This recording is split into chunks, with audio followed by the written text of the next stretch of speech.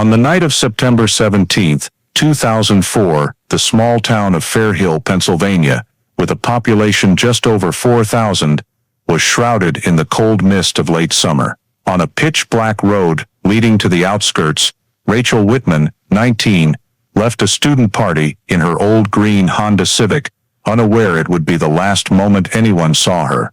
Hours later, the Wittmann household was gripped by fear as Rachel's phone went eerily silent. In the days that followed, the town poured onto the streets, hanging posters, searching forests and lakes, but every trace of her seemed to evaporate into thin air. A shadow of unease settled over Fairhill for years, as the case grew cold and clues faded. Yet, in the darkness of despair, the most horrific secrets lay quietly waiting to be exposed. Before diving into the story, don't forget to subscribe and hit the notification bell to stay updated on our latest stories. On September 17, 2004, the small town of Fairhill, Pennsylvania, remained steeped in its usual calm, but for the Wittmann family, it marked the start of a years-long nightmare. That evening, Rachel Wittmann, a 19-year-old full of dreams, attended a small party at the community college, where she studied nursing. Friends recalled Rachel wearing a light green sweater, her brown hair loose past her shoulders, a radiant smile as she left the hall around 11 p.m. She hurried through the empty parking lot, the air turning chilly, mist fogging the windows of her old green Honda Civic. Rachel opened the door, slid into the driver's seat, started the engine, and the car vanished into the darkness of the suburban road, faintly lit by scattered yellow streetlights. It was the last time anyone saw her. The next morning, when Rachel didn't return home, her mother, Linda, assumed she'd stayed at a friend's after the party. But after repeated unanswered calls, worry began to surge. By noon, her father, Michael, contacted the town police. Officers initially suggested Rachel might have gone out for the night without informing anyone, but Linda's instincts screamed something was terribly wrong. Rachel never left without a word, never kept her mother up waiting. Within hours, friends and neighbors gathered at the Wittmann home, whispering, sharing fears. Police opened a missing person case, noting Rachel's description, her car, and her last known location. They questioned party attendees, but answers were vague. Rachel left alone, driving the familiar road south toward home. As the sun sank below Fairhill's horizon, the small town was cloaked in tense unease. The disappearance of a 19-year-old girl didn't just shatter the Wittmann family, it planted a nameless dread in the community. From that moment, their lives would never be the same. From the night of September 17th into the early hours of September 18th, 2004, Fairhill's usually quiet main roads buzzed with the unusual flicker of red and blue police lights. After the Wittmann's report, patrol units were urgently dispatched, scouring the route Rachel typically took from the college to her home. Flashlights swept through bushes, radios crackled in the cold night, but no trace of the green Honda Civic appeared. Officers retraced the route repeatedly, checking side roads leading to the outskirts, meeting only the thick silence of darkness. Near midnight, lead investigator Tom Garrison gathered Rachel's friends at the college for statements. Some noted she'd had a few sips of beer at the party, not enough to be drunk. But what stood out was Rachel's expression as she left, tinged with fatigue and sadness. She smiled, but it was forced, a classmate recalled. I offered to walk with her, but she shook her head, said she wanted to drive alone to think. These fragmented memories only deepened the family's dread. Linda, the mother, couldn't stay still. She paced the porch, clutching her phone, dialing Rachel every few minutes, met only by the hopeless ring of voicemail. Michael, the father, relentlessly called police, urging them to expand the search.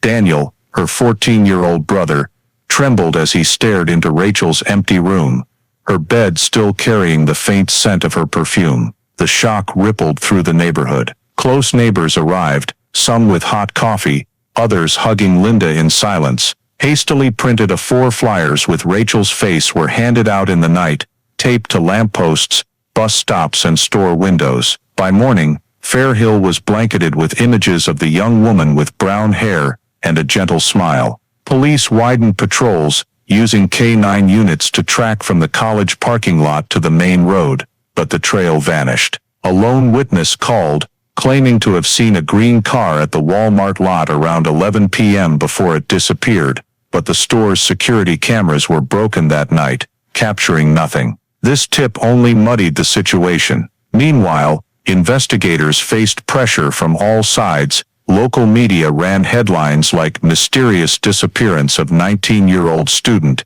and the community buzzed with theories. Some suspected Rachel ran off with a boyfriend, others feared a stranger's abduction. But Linda knew her daughter would never leave without a goodbye, especially with her part-time bookstore shift the next day, a job she loved. By the afternoon of September 18th, a small meeting convened at the town hall. Over 100 residents attended, volunteering to search forests around Fairhill and along the small river north of town. Footsteps crunched through dry leaves. Rachel's name echoed in the woods, but no answers came. Within 24 hours, one girl's disappearance had become a community crisis. Fear flickered in every gaze. Some prayed in church, others sat silently on porches, staring at the road Rachel once traveled. Fairhill, once peaceful, now sagged under dread, and the Wittmanns, exhausted from waiting, clung to the fragile hope that police would bring Rachel home. But the deeper they searched, the more her presence dissolved into the thick fog of mystery. By the morning of the third day after Rachel's disappearance, a faint glimmer of hope emerged when police received a tip from a Walmart janitor, 3 miles from Rachel's home. He reported finding a phone and a woman's wallet on the pavement in the parking lot. Investigators quickly confirmed they were Rachel's. The wallet still held cash, her student ID, and driver's license, untouched by theft. The phone was dead, but initial checks showed no calls or texts after she left the party. This discovery didn't ease fears, it deepened the family's panic. If Rachel left willingly, why abandon essentials? Linda clutched the wallet, tears streaming, murmuring, she'd never leave this behind. She needed her ID for work, for school. No way. Investigators mentally reconstructed the scene. Rachel drove from the college, stopped at the Walmart lot after 11 p.m. But why stop there, in a nearly empty lot, after the store closed? The question hung heavy in the police station's meeting room. Then, a new witness emerged. Karen Duffy, 46, from an apartment across the lot, recalled smoking on her balcony that night, and seeing a young woman in a light-colored top, resembling Rachel, arguing heatedly with a tall blonde man by a green car. I couldn't hear clearly, just saw her shaking her head, pushing him away. Duffy said, I went inside. When I looked back, they were gone. This witness thickened the tension. Police sketched a rough portrait of the blonde man, but with scant details and no working cameras that night, verification was impossible. They combed through Rachel's friends, co-workers, and acquaintances for matches. Close friends mentioned an older man who lingered near the college, often trying to talk to Rachel, making her uneasy, but no one knew his name. This vague lead was the only thread to grasp. The Wittmanns lived in a state of contradiction, fear mixed with faint hope. Michael begged police, find him please. If Rachel was forced, every minute we lose is a chance we're missing. Meanwhile, media swarmed Fairhill. The local paper's front page blared, missing student, clue at Walmart. Townsfolk whispered endlessly, the blonde stranger becoming a haunting specter in their imagination. Everyone looked around suspiciously, as if the culprit might be among them, blending into market crowds, church services, or morning coffee runs. Group prayers were held, Rachel's candlelit photos dotted the town. But the more news spread, the more pressure mounted on police. Finding her phone and wallet, such clear evidence, led nowhere. No blood, no signs of struggle, no unfamiliar fingerprints, just a blurry image of a nighttime argument and a young woman's evaporation. This fragile clue, instead of paving a path to rescue, deepened the pain, sowing a sense of helplessness. Where was Rachel, and who was the blonde man? News of Rachel Wittmann's mysterious disappearance spread through Fairhill within days, then rippled across Pennsylvania with an eerie weight.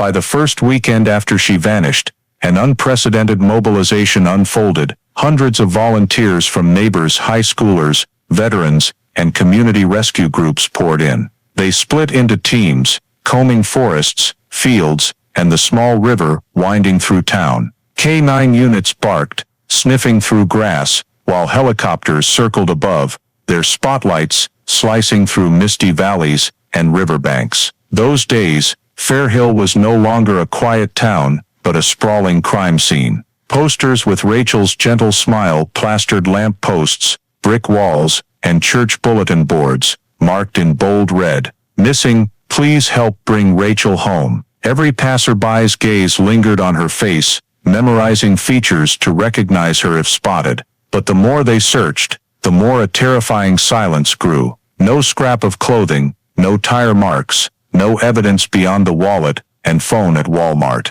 Each evening, after hours trudging through woods and streams, volunteers returned, faces dust-streaked, clothes snagged with leaves, all hollow-eyed from coming up empty. Linda, Rachel's mother, joined nearly every search. She trudged alongside groups, steps heavy, collapsing at times, but rising again. She said as long as a sliver of hope remained, she'd keep going. The sight moved strangers to tears. Local media covered the story relentlessly. Radio stations aired urgent bulletins describing Rachel, her green Honda Civic, and pleading for tips. TV showed waves of searchers in deep woods, Linda sobbing in interviews, Michael's drained eyes before cameras. Rachel's story became a state media focal point, with reporters flooding Fairhill, pitching tents, and setting up cameras outside the police station. Pressure on investigators grew daily. Press conferences piled up,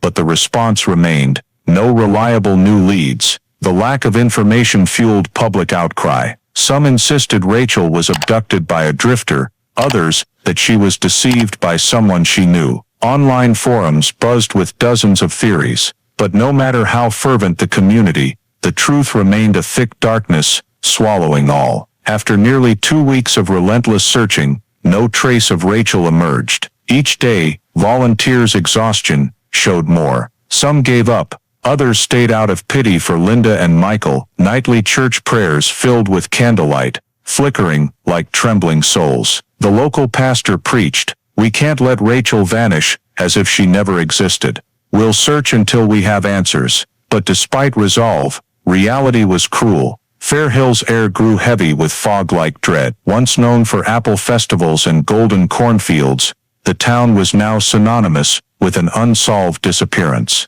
Quiet streets emptied, doors locked early in fear, kids barred from going out after dark. The Wittmanns were depleted. Linda barely slept, sitting by the window daily, staring at the road Rachel once drove, clutching her daughter's photo. Michael grew quieter, his eyes vacant, torn by a father's powerless guilt. Daniel, the brother, turned sullen, rarely smiling, friends noting he'd sit for hours in his room, listening to Rachel's old voice recordings. The massive community search, meant to bring answers, only exposed a brutal truth: Rachel had vanished without a trace. And Fairhill, from then on, lived with an invisible but crushing void, heavier than any storm. 2 years after Rachel's disappearance, the posters plastered across Fairhill had faded, edges torn by wind, her 19-year-old smile, now a haunting, blurred memory. In October 2006, after countless fruitless searches and unanswered prayers, the county police officially closed Rachel Wittmann's case. It was a painful but near inevitable decision. Every piece of evidence had been examined, every witness questioned, but nothing opened a new investigative path. The case was officially labeled a cold case. For Fairhill, this news was a dagger twisting an unhealed fear. For the Wittmanns, it was a life sentence in despair. Linda grew gaunt, her hair graying, still sitting nightly on the porch, waiting for a car that never came. Michael withdrew, speaking little with neighbors, working silently, as if punishing himself for failing to protect his daughter. The pain weighed heaviest on Daniel, the brother, now 16. He lived his teenage years with a gaping void. In a later essay, he wrote, "I remember that morning she didn't come home. I ran to the window, hoping the green Civic would appear. It never did. I was 14 when she vanished, and my childhood ended right then. He was no longer the carefree kid. In class, Daniel sat quietly, avoiding peers' eyes. Classmates whispered about Rachel when he passed, their careless questions cutting like knives. Heard anything yet? Maybe she ran off somewhere. Daniel couldn't answer, only clutching a notebook filled with old news clippings about the case. His high school years were steeped in that obsession. Some nights, he dreamed Rachel knocked on his door, smiling, calling his name, only to wake in darkness, heart pounding, tears streaming. The Wittmanns became shadows in the community. Friends and neighbors initially visited often, bringing food, offering comfort, but after 2 years without news, attention waned. People avoided mentioning Rachel, fearing they'd stir pain. Their Maple Street home grew desolate, windows often shut, only a faint yellow light leaking out nightly. Yet, inside, Rachel's memory lived vividly, untouched. Her room remained unchanged, a light green bedspread, a desk with unfinished medical books, her favorite sweater on a chair. Linda spent hours there, tracing book pages, sweater threads, as if touching her daughter. Daniel, when overwhelmed, retreated there, curling up on her bed, hoping her scent would dispel his inner darkness. The case's closure wasn't just an investigative failure, but a scar etched deep in a family's soul. Daniel wrote, "I grew up with the ghost of a sister who never left. I hear her in dreams, see her in crowds." The case went cold, but our pain never did. Rachel's story ceased to be daily news, becoming a constant shadow in the community's memory. For the Wittmanns, 2 years only proved a harsh truth. When justice falls silent, time doesn't heal. It stretches the emptiness. 10 years after Rachel's disappearance, Fairhill still couldn't shake the shadow of 2004. Faded posters were long gone, but her memory lingered in the townsfolk's minds. At the downtown cafe, some still mentioned her, voices hushed as if touching a shared wound. That Wittmann girl, such a tragedy. To them, Fairhill wasn't just known for cornfields or fall festivals, but for an unresolved loss. In that atmosphere, Daniel Wittmann grew up. From a quiet 14-year-old in class, he became a man in his 20s, driven by an unyielding obsession. He studied criminology at a small university, the reason clear to those who knew him. Daniel wanted answers for his sister, turning pain into purpose. After graduating, he joined Cold Case Pennsylvania, a nonprofit of retired detectives and investigators revisiting forgotten cases. For Daniel, it wasn't just work but a personal mission to keep Rachel's memory alive and prove he never gave up. His first encounters with the old case files were overwhelming. Stacks of dusty documents, maps, crime scene photos, all time-worn. Each page revived stories his mother told, memories he clung to, but instead of breaking him, it fueled his resolve. He spent hours studying similar Pennsylvania disappearances, learning forensic reports, spotting gaps in the original investigation. In Fairhill, Daniel's work with Cold Case was a reminder. Locals meeting him felt a pang. That's Rachel's brother. They saw 2 generations in him, one lost, one carrying the burden of memory. Though years passed, the town remained haunted by the unresolved story.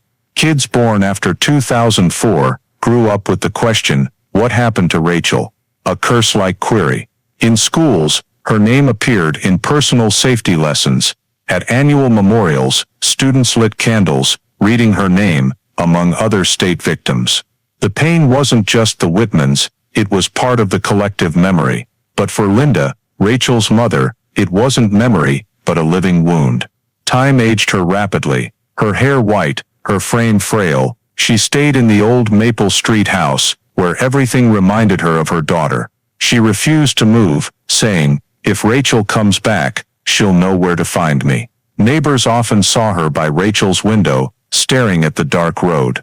Many tried to pull her from grief, but Linda only smiled faintly. "I live with it. It's all I have left." Daniel visited often, each time seeing her weaken. In brief talks, Linda asked about his cold case work, her eyes flickering with fragile hope. "My girl deserves answers," she whispered. voice hoarse. For Daniel, that look was his greatest drive. He knew giving up meant letting Rachel's memory fade, leaving his mother to live her final days in darkness. So he dug deeper into files, attended team meetings, and believed justice, however late, could be found. Daniel's generation learned a bitter lesson: truth can be buried, and justice can sleep for decades. But they also learned patience, how to keep memories' flame alive. Fairhill, that small town, still awaited answers for the girl who vanished at 19. And Daniel, with every step, carried a promise: Rachel's memory would never fade with time. In the spring of 2023, nearly 2 decades after Rachel Wittmann's disappearance, shocking news swept through Fairhill. The Pennsylvania State Police decided to reopen her case. For many residents, it was like a bell waking memories thought to be dormant, but never gone.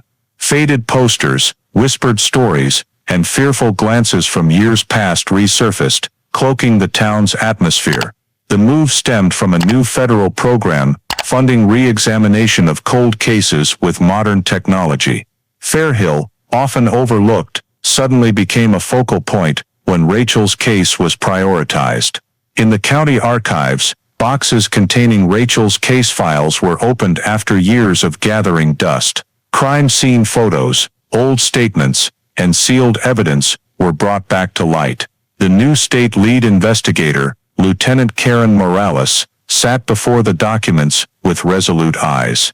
She hadn't worked the 2004 case, but her objectivity and current technology gave her a second chance. All were not just seeking justice for a young woman, Morales said at the first meeting. We're restoring faith to a community that's waited too long. Among the re-examined evidence, 2 items stood out: a cigarette butt collected from the Walmart parking lot the night Rachel vanished, and a dark jacket with a small blood stain found in nearby bushes. In 2004, DNA technology wasn't sensitive enough for reliable results. All they had then were faint traces, insufficient for national database matches. So both items sat in storage for nearly 20 years, like meaningless puzzle pieces. But by 2023, things had changed. The jacket was unsealed under investigators' watch. The tiny dried blood stain on the sleeve was sampled and sent to a state-of-the-art lab in Harrisburg. The cigarette butt was also analyzed, with tobacco fibers and saliva traces extracted for DNA. Advanced technology allowed recovery of degraded molecules, unthinkable before. Results would take weeks, but the team felt tension rising daily. While waiting, Morales and her team reviewed all witness statements. She focused on Karen Duffy's 2004 account, the woman who saw Rachel arguing with a blonde man in the Walmart lot. Re-interviewed, Duffy, now in her 60s, spoke with a trembling voice but stood by her story. I clearly remember that blonde hair under the streetlight, how he got close to the girl. I've regretted for 20 years not calling the police instead of going inside. Her words fueled Morales's determination. The truth was there from the start, needing only scientific evidence to illuminate it. News of the case reopening spread fast, and local media swarmed Fairhill again. TV showed technicians carrying evidence boxes from storage, with commentary. Next-generation DNA tech could unlock cases thought hopeless. For the Wittmanns, it was both a ray of light and a fresh wound. Linda, now a weary woman in her 60s, cried upon hearing the news. I've waited nearly 20 years for this day, but I'm scared. Scared the truth will hurt more than the waiting. Daniel, now a key member of Cold Case Pennsylvania, collaborated with investigators, sharing personal notes and theories developed over years. His presence added depth to the investigation and reminded everyone this wasn't just a file but a person's life. Weeks later, lab results returned. The cigarette butt yielded a full male DNA profile. The blood on the jacket matched Rachel's DNA, confirming it was hers. Together, these pieces opened a new door, a real suspect, tangible evidence, not just faded memories. The male DNA was run through the National CODIS database, and a hit emerged, a match to a small family line around Fairhill, the Carvers. The name stunned the team, a familiar family, once neighbors to the Wittmanns on Maple Street. That moment, the meeting room fell silent. Morales looked at her team, knowing they'd reached the turning point Fairhill had awaited for 20 years. Rachel Wittmann finally had a chance to speak through the small traces left in the dark, and Fairhill, once again, faced a truth rising from the thick shadows of its past. The cigarette butt DNA was just the start. To narrow suspects, Pennsylvania State Police turned to a method only recently viable: genetic genealogy. This technique cross-references crime scene DNA with public genealogy databases, where millions of Americans submit samples to trace ancestry or distant relatives. It had cracked cold cases nationwide, and was now hoped to unlock Rachel Wittmann's mystery. DNA analysts took the cigarette's genetic profile and compared it to countless public records. The process demanded patience and complex calculations. They didn't seek the perpetrator directly, but relatives sharing DNA, cousins, nephews, or distant kin. From those fragments, they built a sprawling family tree, tracing branches until narrowing to a few names. After tense weeks, the system delivered a clear result. The DNA matched a small Pennsylvania family line, the Carvers. The news jolted the investigation team. The Carver name wasn't unfamiliar in Fairhill. 2 decades ago, the family lived next to the Wittmanns on Maple Street. They moved away years after the disappearance, but their memory lingered. The DNA link to their line was like a dagger to the community. The culprit might not be a stranger, but a former neighbor, perhaps even someone who joined Rachel's search. Lead investigator Karen Morales called an urgent meeting. On a board, she pinned the newly constructed family tree, dense with dozens of connected names, but narrowing by age, gender, and location, left about 4 standouts, including a 42-year-old man, Mark Carver. The name weighed the room instantly. Mark, a former mechanic, grew up in Fairhill, lived beside the Wittmanns for years before moving to a nearby town. What chilled investigators was that Mark joined the 2004 volunteer search, combing forests, even comforting the Wittmanns in those chaotic early days. We're talking about someone who lived next to the victim, was considered a family friend, Morales said, her voice low. If this holds, the perpetrator wasn't far away for nearly 20 years. He was in our memories. Rumors of the new lead leaked, despite police secrecy. In Fairhill, Carver resurfaced, first in quiet cafe chats, then across the community. People recalled small details: Mark pacing outside the Wittmanns' yard, lingering talks with Rachel, sometimes with unsettling stares.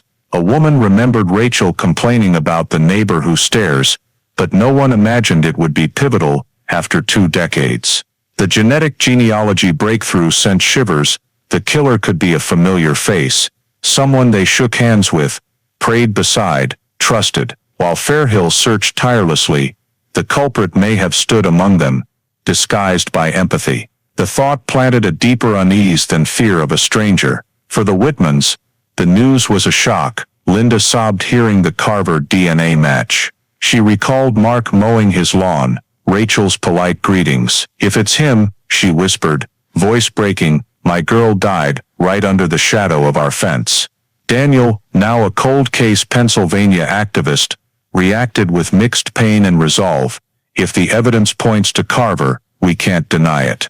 We go all the way, no matter how brutal the truth." For police, the genealogy lead wasn't just a clue, but a turning point. Morales knew they could now seek a warrant, collect Mark's DNA directly for comparison. But more, she understood that once the truth emerged, Fairhill would never be the same. Rachel's disappearance was no longer about a girl swallowed by darkness, but a community facing a hidden predator who lived among them, once seen as part of the neighborhood family. As legal steps were prepared, Fairhill hung in a limbo of hope and panic. Outside media sensed a big story, reporters swarming, probing for the Carver name. Residents locked doors tighter, wary of questions, but in church services, they exchanged knowing glances. Justice might be near, and it would change everything. The power of genetic genealogy, a tool meant to connect distant kin, was now exposing the darkness shrouding Fairhill for nearly 20 years.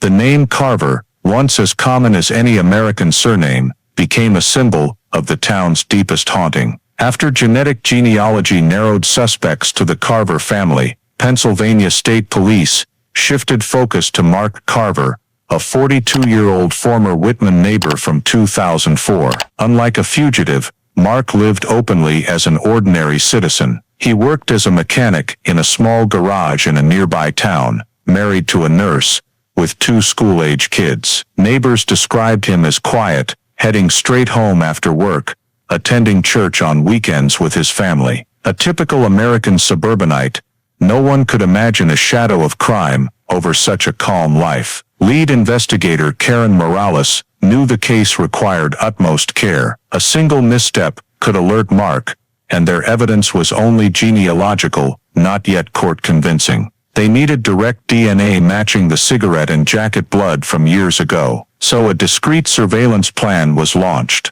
For weeks, a covert team trailed Mark from home to work. They noted his routine, leaving at 7 a.m., grabbing a latte and bagel at a corner shop, driving to the garage. At lunch, he ate quickly in the break room, drinking beer or soda. Evenings, he played ball with his son in the yard, sometimes sipped beer on the porch. His life was so predictable, so normal, that some surveillance team members felt chills. If the DNA matched, Mark had hidden a horrific secret in plain sight for nearly 20 years. Morales chose a precise moment to act. One June afternoon, after work, Mark sat outside the garage drinking beer with a coworker. When he tossed the empty can into a public trash bin, 2 agents marked it, waiting until he left to retrieve it, sealing it for the lab. They knew this could be the golden chance to confirm the truth. The wait for results stretched like a century. In the meeting room, Morales and her team anxiously tracked lab updates. They knew a match could reignite a nearly 20-year-old cold case. When the result email arrived, the room fell silent. The technician read aloud, "DNA from the beer can fully matches the cigarette and jacket samples. No margin of error. No room for doubt." Mark Carver was at the Walmart lot the night Rachel vanished, and the bloodied jacket tied him directly to her. Morales rested her head on the table for a moment, then looked up, voice firm, "We have our killer." The words echoed, leaving the team both relieved and chilled. They'd touched justice, but faced a stark truth. The culprit wasn't a stranger, but a former neighbor who shared town barbecues, stood beside the Wittmanns in early search days. To prepare for arrest, police dug deeper into Mark's current life. They checked bank accounts, medical records, social ties. No red flags. He lived as a model citizen, liked by coworkers. But past records showed minor violence, a 2002 bars fight, a DUI fine. These in the broader picture hinted at a dual nature, outwardly calm, inwardly turbulent. As investigators built the arrest case, Fairhill buzzed. No official announcement, but rumors spread. Police were eyeing a Carver. Whispers grew in cafes, markets, churches. Old memories resurfaced. Mark's odd glances, his presence near Rachel. "We thought he was just a gruff neighbor," one recalled. "Not this." In the Maple Street house, the Wittmanns heard perfect match for the first time in nearly 20 years. Linda wept, hands trembling, as Daniel shared the results. "My girl, finally, has a voice," she whispered. Daniel looked at his mother, feeling both hope and pain. This truth meant Rachel would never return, but justice was closer than ever. For Mark Carver, the noose tightened unknowingly. He still drove to work, laughed with coworkers, hugged his wife and kids at night. No one could imagine that in days, police would arrive, reading an arrest warrant at his doorstep. And when that happened, Fairhill would witness a defining moment, truth exposed, justice named, and a 20-year haunting finally answered. But a darker shadow loomed. For years, Mark Carver lived among them, searched with them, dined with them. The thought made the community shudder. The killer, it turned out, never left. He was just beyond the fence. As Mark Carver's name surfaced in closed police and cold case Pennsylvania meetings, memories dormant for nearly 20 years rushed back like a chilling wind. Lead investigator Karen Morales knew that to solidify the case, they needed more than DNA. He needed a behavioral pattern, habits, relationships, proof Carver wasn't just coincidentally linked to the cigarette at the Walmart lot. So, the teen returned to Fairhill, knocking on doors, speaking with old neighbors, and Rachel's former classmates. The deeper they dug, the clearer it became. Warning signs were there, but in 2004, no one dared piece them into a complete picture. Margaret Lane, a former neighbor across from the Wittmanns, recalled with a trembling voice, "Rachel told me she felt uneasy when Mark Carver was outside. He'd pretend to do yard work, but his eyes were always on her side. I remember her forced laugh once, saying, 'I go to my car feeling watched.' I thought it was just a young girl's imagination." Such stories emerged from multiple sources, forming a chilling thread. A former classmate, now an elementary teacher, shared during an interview, "Weeks before she vanished, Rachel told me in the library she was scared of the neighbor Carver. I asked why, but she shook her head, didn't want to elaborate, just said he showed up at odd times, staring like he wanted to say something but couldn't." Morales listened, meticulously noting each word. To her, these weren't just anecdotes but social evidence, proof Rachel sensed a threat, her fear not baseless. As independent accounts aligned, the picture sharpened. The Wittmanns, too, recalled details once deemed normal. Michael, Rachel's father, remembered Mark knocking to borrow tools. He kept asking about Rachel's studies, saying she grew up fast. "I thought it was neighborly chat."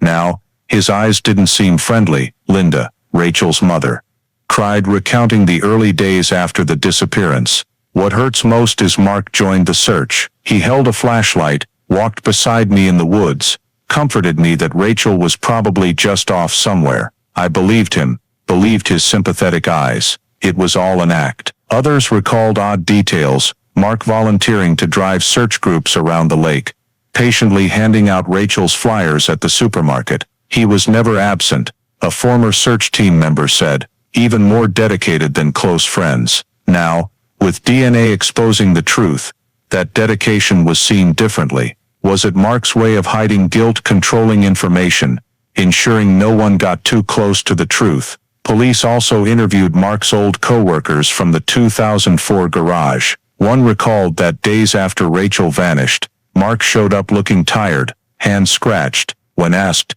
he laughed it off as a repair job injury. "No one thought twice," the co-worker said. "But now I can't forget how restless he was then." Daniel, Rachel's brother, heard these accounts with a torn heart. Part of him felt relief. His sister's unease wasn't imagined, but another part burned with rage.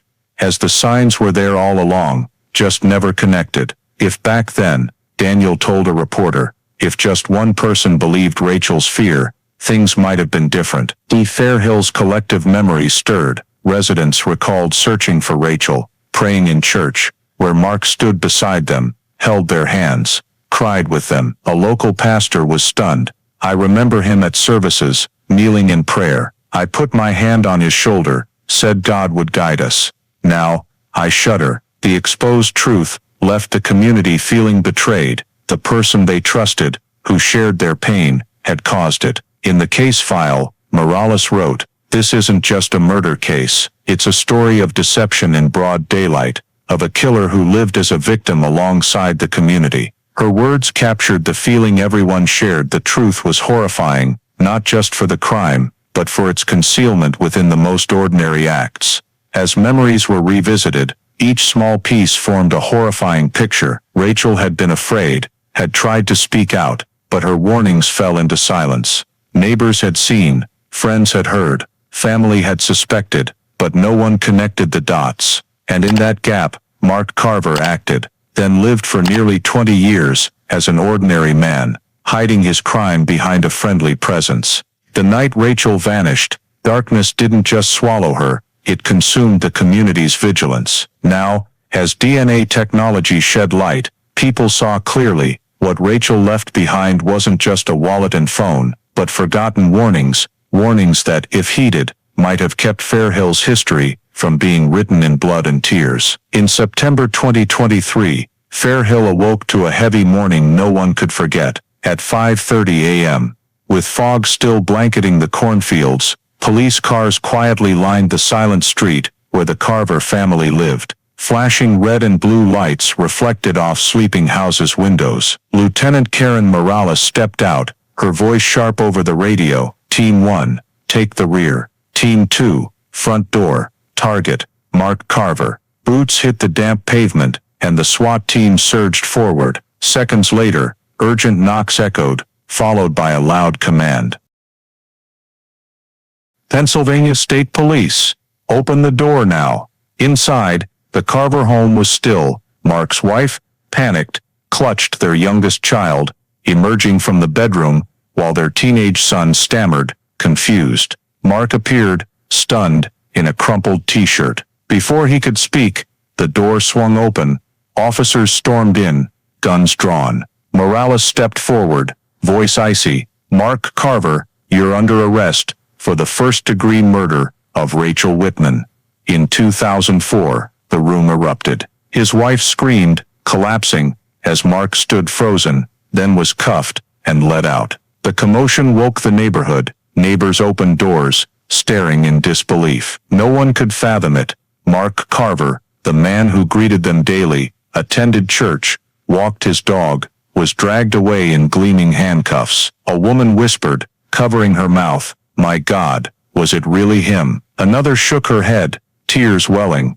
"We lived next to a monster all these years." News spread like wildfire. Within hours, every corner of Fair Hill buzzed. Police had caught Rachel Wittmann's killer, none other than Mark Carver, former neighbor, search volunteer. Old memories cut like knives. People recalled candlelit vigils where Mark stood in their circle, holding hands, praying for Rachel's return. Now, it was a sickening act to hide his guilt. The Wittmanns got the call from Morales. Linda nearly collapsed, her sobs choked, wordless. "My daughter finally has justice," she wept, face pale with shock. Michael sat silent, fists clenched, eyes red. Daniel, hearing Carver's name, felt his heart tear. "That man, he walked beside me, searching for my sister," he shouted, then buried his face in his hands. The family broke down, as if 20 years of pain burst into a flood. That morning, TV cameras captured Mark being led from his home, broadcast statewide, a short-haired man, face taut, hands bound. The image became a symbol of communal shock. A news anchor said, "No one imagined the killer was a town native who joined searches, stood before cameras pleading for justice for the victim he killed." By morning, Fair Hill's police station swarmed with reporters, pitching tents, shouting questions. Morales gave a brief press conference. "We have irrefutable DNA evidence. We believe Mark Carver is responsible for Rachel Wittmann's death. After nearly 2 decades, this cold case has taken a decisive step forward." She withheld details, but her steely gaze signaled a solid case. In Fair Hill, residents spilled onto streets, buzzing. Some felt relief, others rage at the betrayal. An older man sighed, "I drank beer with him so many times. How do I live with that memory?" A young mother, trembling, said, "He taught kids to swim at the town pool. I can't even think about it." The truth didn't just expose a crime, it shattered the community's innocence. They'd trusted a killer for 20 years. That night, hundreds of candles lit up outside the Wittmann home, not for searching, but for remembrance and affirmation. Rachel finally had a voice. Linda stood amid the glow, trembling but firm. "My daughter will never return, but justice has come. Thank you all for not forgetting her." Tears mixed with prayers as the community knelt, crying in pain and relief. In the county jail, Mark Carver sat in an interrogation room, eyes vacant, staring at the cold metal table. Morales faced him, placing Rachel's smiling 19-year-old photo before him. "You looked at this face for 20 years, she said. All voice firm. "Now it's time to answer." Carver stayed silent, jaw tight, offering no defense. But for Fair Hill, his silence didn't matter. Evidence spoke, and justice, though late, had knocked. The morning of Mark Carver's arrest became a climax in Fair Hill's history. The day the fog cloaking the town for 2 decades was torn apart. But it also left a new wound, realizing the greatest enemy wasn't always from afar, but sometimes stood just beyond the fence, masked as a kind neighbor. That truth, Fair Hill would carry forever.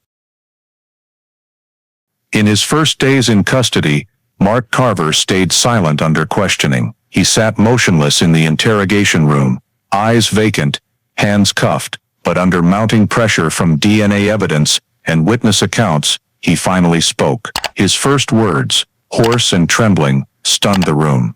"It was an accident." Alice didn't blink, hands clasped on the table. "An accident," she repeated, each word deliberate.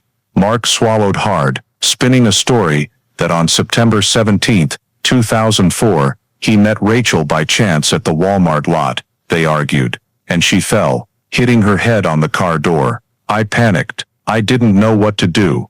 I didn't mean it," he repeated, like a broken record. But investigators, after nearly 20 years, knew the truth wasn't so simple. Reanalyzed 2004 crime scene data, and new evidence painted a different picture. Rachel's neck bones, re-examined from old forensic files, showed clear signs of forceful strangulation. The cause of death wasn't a fall, it was asphyxiation. Morales laid out case photos. "She fought back, scratched your skin. This wasn't an accident, this was murder." Mark stared down, silent, sweat beading on his forehead. That silence, to investigators, was a confession. His later statements, fragmented, contradictory, part denial, part admission, revealed he approached Rachel to talk privately. She refused, tried to leave. Words escalated. Rachel shouted, running toward her car. In panic and rage, Mark grabbed her. She struggled, scratching his arm.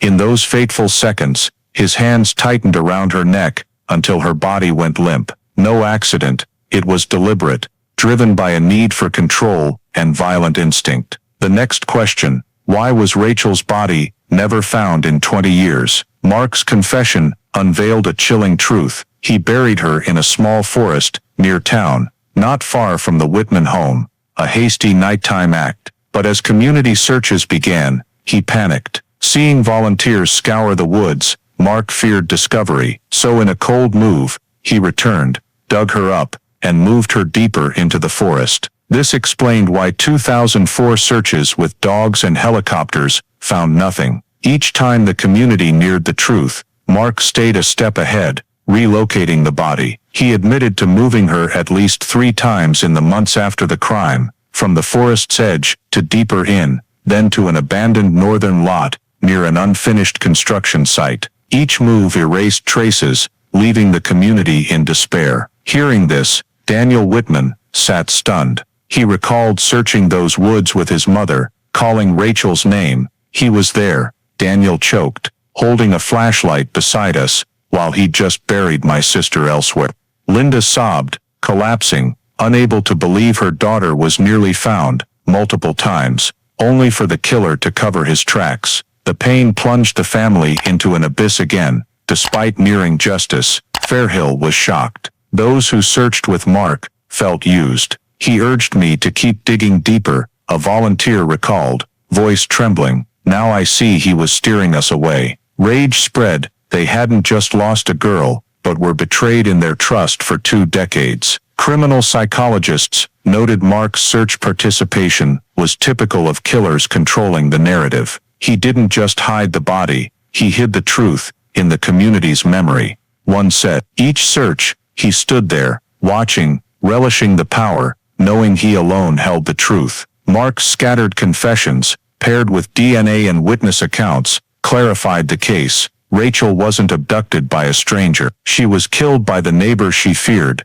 buried miles from home, and for 20 years, the killer hid behind normalcy, joining the pain he caused. In the interrogation room, Morales stared at Carver. "The worst part, not that you killed Rachel, it's that for 20 years, you let a community agonize, let her family waste away in hope." Carver looked away, eyes empty, silent, but the truth was no longer his to hold.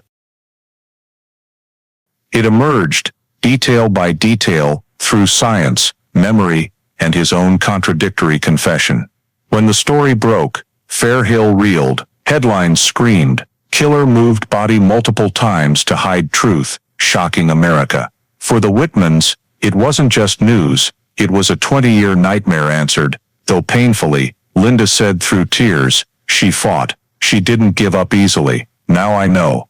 and I'll never let her memory fade. In spring 2024, nearly 20 years after Rachel vanished, Franklin County's courtroom was packed. From early morning, media crowded the steps where the Wittmanns entered silently, faces gaunt, but eyes resolute. Linda clutched Daniel's hand, her only remaining strength in her last child. For 2 decades, they'd awaited this day, when justice would name Rachel. Mark Carver sat in the defendant's box, orange jumpsuit stark under cold courtroom light. Gaunt, hair flecked with gray, he avoided all eyes. Gone was the friendly neighbor, the model family man. Only a man stripped bare by his crime remained. Morales, who pursued the case relentlessly, sat among witnesses, her gaze piercing. The prosecutor opened with DNA evidence. The cigarette butt and blood-stained jacket, stored for nearly 20 years, were now the strongest accusation. Modern labs confirmed Mark's DNA matched perfectly.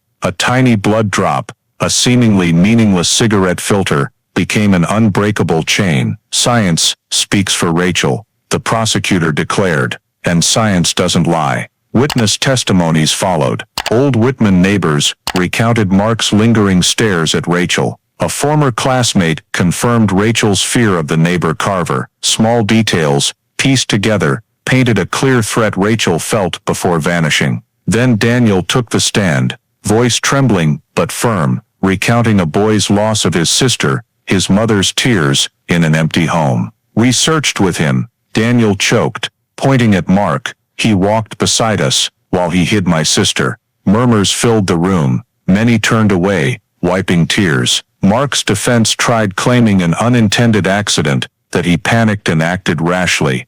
But the prosecutor countered with forensic evidence: strangulation marks on Rachel's neck, scratches on Mark's arm. The defense crumbled. Morales testified, detailing the 20-year pursuit, how Mark not only killed Rachel, but moved her body to hide it. "This wasn't an accident," she said firmly. "It was calculated betrayal of a community's trust." The Wittmanns sat in the front row, each testimony, a knife to the heart. Linda sobbed, held by Daniel to keep from collapsing. But she listened, knowing it was Rachel's only chance to speak. Given a final statement, Linda stood, eyes red, voice trembling. "My daughter deserved a life, to graduate, to be a mother, to live. That was stolen by someone we called a neighbor. I beg this court to give Rachel the justice denied her for 20 years. The room fell silent, only soft sobs echoing. The jury deliberated briefly, returning a verdict guilty of first-degree murder. No one was surprised, but when the judge read, "Defendant Mark Carver is sentenced to life imprisonment without parole," the room erupted. The words rang like a bell, ending a long nightmare. Linda collapsed into Daniel's arms, sobbing. Daniel held her, tears streaming, eyes alight. Justice had come. Mark sat motionless, eyes empty, no reaction. He didn't plead or deny, just accepted his fate. But for Fairhill, his silence didn't matter. The killer faced justice, and Rachel, after 20 years, was heard. As the Wittmanns left the courthouse, hundreds of Fairhill residents waited outside, holding hands, many raising Rachel's photo like a symbol. Linda, amid the crowd, choked. "Thank you all. Because of you, my daughter wasn't forgotten." The crowd applauded, tears gleaming in the sunlight. It wasn't just the Wittmanns' victory, but a community's, haunted for 20 years. The 2024 trial didn't just close a cold case. It proved the power of science, collective memory and faith, that no matter how long, justice can return. For Fairhill, that day would forever mark history, the day justice rose for Rachel Wittmann. After Mark Carver's life sentence, Fairhill seemed poised for peace after 2 decades. Instead, the small town plunged into an unprecedented psychological quake. On its tree-lined, once quiet streets, people split into 2 camps. Some, who knew Carver as a friend or neighbor, couldn't believe the dog-walking, church-going man who smiled at them was a cold-blooded killer. "I knew Mark since he was a kid," an older man said, voice shaking. "He helped fix my porch, carried heavy cement bags. Now you say he killed Rachel? I can't accept it." Others erupted in anger, not just at Carver's deception, but at the police for letting the case go cold so long. 20 years, a woman shouted at a community meeting. 20 years the Wittmann girl was buried, while her killer lived free next to us. Where was our police? What were they doing all that time? Many nodded, clapping loudly. Some threw newspapers down, yelling, "Without new tech, would justice ever have come, or would we still live next to a murderer?" The town's air thickened with unease. Some avoided Carver's name, fearing the truth would shatter memories of a kind neighbor. Others couldn't stop discussing how he joined searches, prayed with them. Each mention deepened the betrayal's sting. He smiled at us, held hands in prayer, while he'd killed Rachel. A pastor said in a sermon, voice breaking, "We must learn to live with this truth." The Wittmanns became a focal point. Linda received condolences but also curious stares and questions that reopened wounds. Exhausted, she told reporters repeatedly, "The only thing that matters is my daughter finally has a voice. I don't want to hear any more excuses for Carver." Daniel was angrier. In a TV interview, he said bluntly, "The police abandoned our family too long. With more resolve early on, we might have had answers 10-20 years sooner." His words forced the state police to hold a press conference explaining early investigation challenges. But for many, any explanation came too late. Not only Fairhill, the story of Rachel Wittmann quickly spread across U.S. media. Major newspapers ran bold headlines: "Pennsylvania cold case solved after 20 years, neighbor convicted." TV programs dissected the case, emphasizing how the perpetrator lived within the community, even joined searches for the victim. Many commentators saw it as proof of genetic genealogy's power, a technology offering hope for hundreds of other cold cases nationwide. Families of missing persons in other states followed the case with renewed hope. They flooded local police with calls, asking if their loved ones' cases could be reopened with DNA tech. National TV talk shows debated, does the justice system have enough resources to tackle thousands of cold cases, and how many other killers still live freely, disguised as familiar neighbors? Meanwhile, Fairhill faced a lasting psychological scar. Some Carver family members, still in the area, endured immense pressure. Their children were shunned by peers, and Mark's wife quietly left town. Neighbors, though sympathetic, couldn't escape wary glances. They didn't commit the crime, a teacher said, but the Carver name is now a symbol of darkness in this town. Division grew clear. Some wanted to close the past and heal, others demanded deeper answers and accountability from police. On local social media, debates erupted. One wrote, "Don't forget Carver's a monster. Remember Rachel." Another countered, "Don't forget the police slept on this for 2 decades." Fairhill, once a quiet town barely noticed, became a national focus. But this fame brought no pride, only burden. Reporters, true crime podcasters, and documentary filmmakers flocked, probing, filming, reviving every detail. Residents wanted to share Rachel's story to keep her memory alive, yet yearned for peace. But truth, once exposed, couldn't be packed away. Fairhill reeled, divided, forced to face a chilling reality. For 20 years, they lived beside a killer, unaware. Though justice was served, the aftershocks lingered, not just in town, but across America's map. On an autumn evening, the 20th anniversary of Rachel's disappearance, Fairhill's Central Park glowed with hundreds of candles. Daniel Wittmann stood silently before his sister's memorial plaque, the breeze swaying the flames, reflected in his tearful eyes.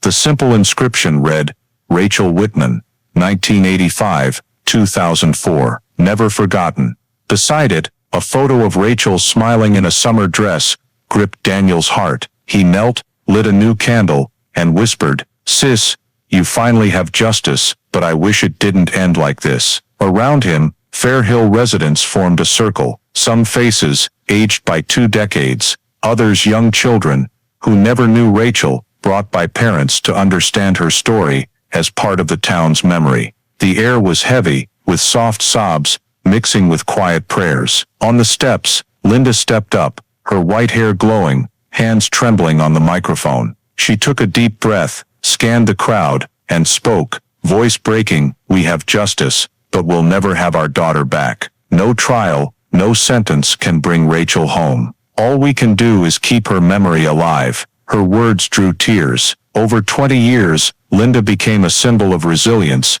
but also proof of unending pain. She spoke of the night Rachel vanished, the desperate months, and the shock of learning the killer was a trusted neighbor. But I also want to say this, she continued, voice clearer, without new technology, without people who never gave up, justice wouldn't have come. We must believe truth, no matter how long buried, will find its way back. Daniel looked around the park, now filled with flowers, and Rachel's photos. He saw Fairhill, though divided, choosing unity in his sister's memory. We're not just remembering Rachel, he said on the podium, we're sending a message. Every victim deserves to be heard, whether after a decade or a century. DNA gave us justice, but the community's patience and resolve kept hope alive for 20 years. Media captured the moment, broadcasting nationwide. News called it a wake-up call for thousands of U.S. cold cases. Families from Ohio to California called hotlines,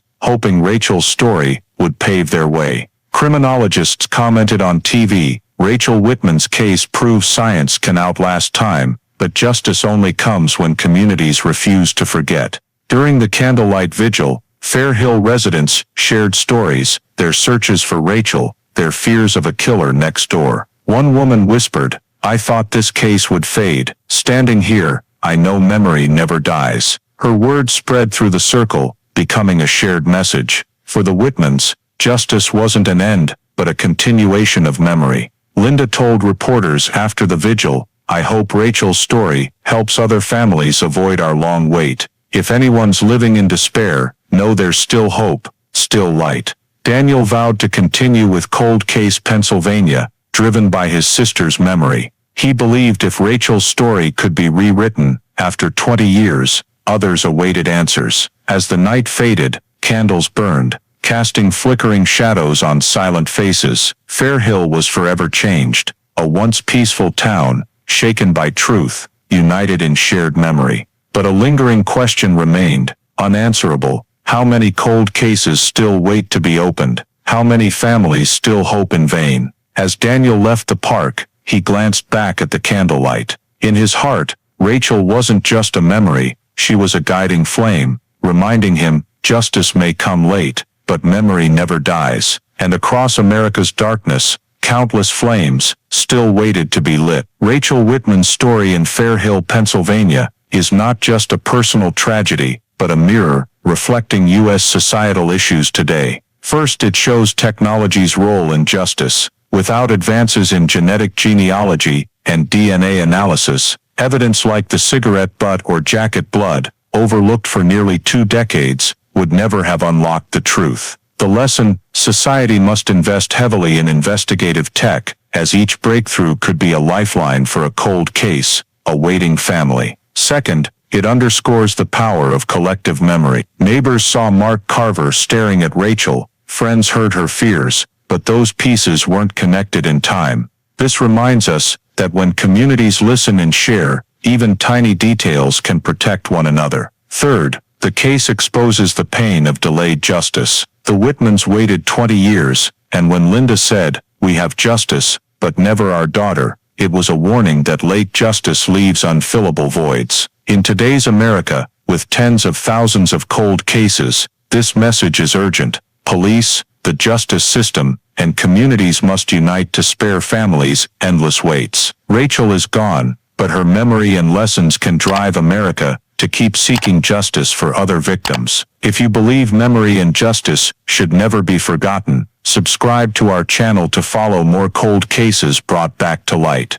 Thank you for joining us, and see you in the next video with an even more haunting story.